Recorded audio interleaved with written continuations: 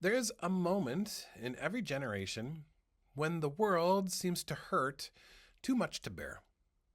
Right now, many of us are watching stories unfold in places like Minneapolis, where federal immigration agents, including agents from ICE and Border Patrol, have been involved in multiple shootings of civilians, including U.S. citizens. A 37-year-old ICU nurse was shot and killed during an enforcement operation, and earlier in January, another person was also killed by federal agents, sparking widespread protests and anger. These are not abstract headlines, they are images and videos that haunt us, and they raise urgent questions about justice, power, racism, and human dignity. They make us wonder, where did this political culture of violence and fear come from? And what are we to do when it feels like hope has vanished? To understand our moment, we have to acknowledge a few things. First, when a government or any powerful institution begins to treat some lives as less important than others, it creates an atmosphere of fear and disillusionment. In the current immigration enforcement actions in Minnesota and beyond, protests have arisen because many people see patterns of excessive force, misleading official narratives, and a refusal to be fully accountable. Under these conditions, politics stop being about serving all people and start being about protecting power.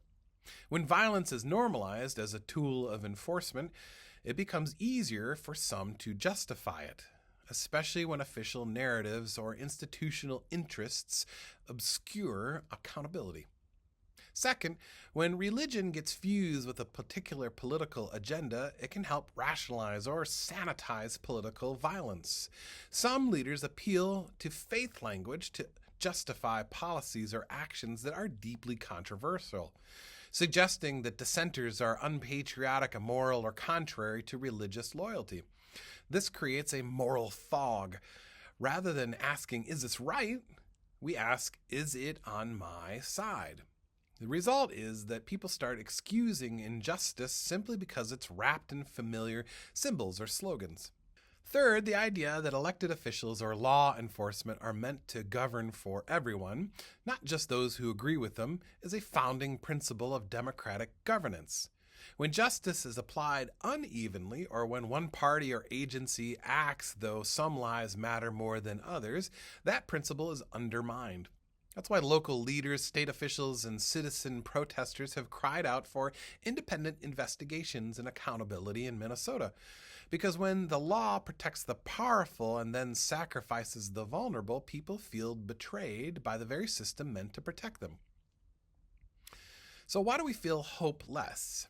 Well, hope feels impossible when we see ongoing violence without accountability, or when we feel that political power always wins, or when we believe that justice is only for the privileged, or we believe that speaking up does not matter. This emotional reaction is real. It's not spiritual failure, it's a human response to suffering. But notice this, hopelessness is not the same as helplessness. History shows us that Christians can do some real strategies. When people in Scripture faced overwhelming power, how did they respond? Well, number one, they told the truth. Prophets like Amos and Jeremiah did not wait for permission to expose injustice. They named it loudly and clearly, even when power threatened them. And we can do the same. Truth is a spiritual and political demand. Second, they banded together. Movements for civil rights, labor protections, and women's suffrage were not swift or easy, and they were not solitary. When ordinary people act together for justice, history bends towards change. Recent protests around immigration enforcement are part of that tradition. People of conscience standing up collectively for accountability and reform. Third, they trusted in a future not owned by any earthly power. Christian hope is not optimism that things will get good on their own. It's confidence that God is making something new, even amid brokenness. Lastly, they held leaders accountable. In the early church, leaders were rebuked when they acted unjustly. Paul publicly confronted Peter when his behavior threatened truth and unity.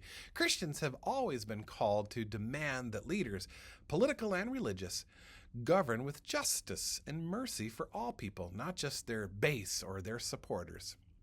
So what can you do when you feel hopeless? Well, here are some concrete practices that will help us move from despair to some faithful action.